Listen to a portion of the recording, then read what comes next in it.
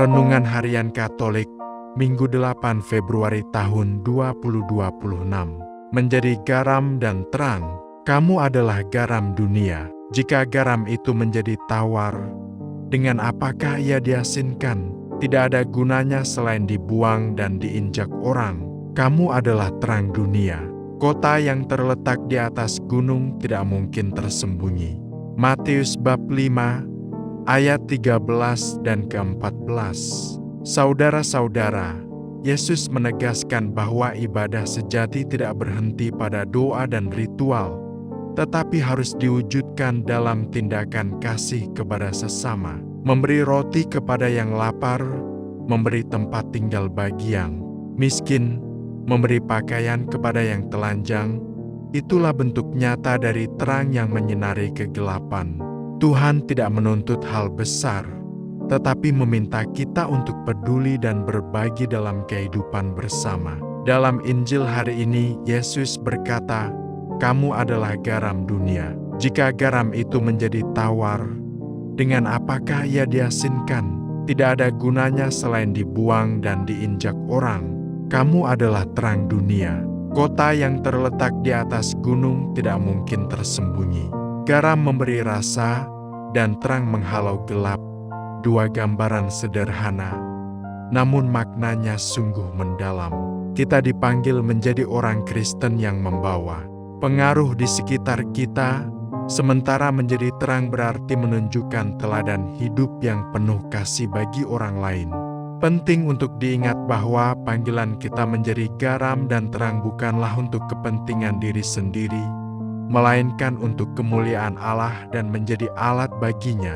Maka, menjadi garam dan terang bukanlah soal kepandaian berbicara tentang Tuhan, melainkan kesediaan untuk menjadi saksi melalui hidup sehari-hari, setia dalam kejujuran, murah hati dalam memberi, dan teguh dalam iman sekalipun dalam kelemahan. Hari ini Yesus mengatakan bahwa kamu adalah garam dan terang dunia. Garam dan terang selalu berkaitan dengan kehidupan sehari-hari. Salah satu fungsi garam adalah untuk membuat masakan menjadi sedap. Jika masakan tanpa garam, maka rasanya akan hambar. Begitu halnya dengan terang. Ketika malam tiba, kita membutuhkan lampu untuk menerangi ruangan. Matahari memancarkan sinarnya ke dunia agar dunia ini terang dan semua orang dapat melakukan aktivitas kesehariannya. Yesus berbicara tentang garam dan terang. Para muridnya harus menjadi garam dan terang dunia. Kalau kita tidak mau menjadi garam dan terang di bumi, iman kita sama dengan barang-barang pecah belah yang dapat kita temui sehari-hari di pasar. Iman kita sama saja dengan anggur yang tidak mempunyai biji. Sebagai murid-murid Kristus, kita harus bermanfaat dan berguna bagi dunia, membantu kehidupan di sekitar kita dengan kasih, serta menerangi dunia dari aneka korupsi dan moral. Di tengah dunia yang sedang tercerai-berai dan terkotak-kotak, kita diutus menjadi pemersatu. Di masyarakat yang putus asa, kita dipanggil menjadi pembawa harapan dan kegembiraan. Dunia dengan segala dinamika dan kondisinya merupakan bagian dari hidup kita. Dalam dunia, kita semua diutus Yesus menjadi garam dan terang.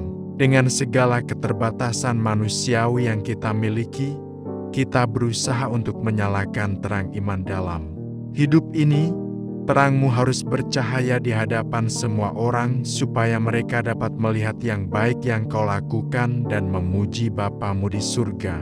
Sebagai orang Katolik, kita diharapkan mampu menjadi garam dan terang bagi sesama. Kita menunjukkan sikap serta etikat baik dan menjadi teladan dalam masyarakat. Peduli pada lingkungan, jujur dalam bekerja, dan menjadi sahabat yang tersingkir. Dengan itu, orang akan memuliakan Bapa di surga melalui hidup kita. Tuhan Yesus meminta kita supaya menjadi garam dan terang. Menjadi garam berarti memberikan pengaruh positif pada dunia sekitar kita. Sementara menjadi terang berarti menunjukkan teladan hidup yang penuh kasih bagi orang lain. Maka, Marilah kita jaga kualitas hidup iman kita agar kesaksian hidup kita semakin dirasakan dunia dan terangnya pun mengantar orang untuk semakin mengenal Allah. Ya Tuhan, berikanlah kami kekuatan dan hikmat untuk menjalankan tugas kami sebagai garam dan terang di dunia ini, sehingga nama-Mu dimuliakan dan orang-orang dapat melihat cahaya-Mu melalui hidup kami. Demikian renungan hari ini. Selamat beraktivitas. Semoga semuanya lancar, sukses, serta selamat. Tuhan memberkati.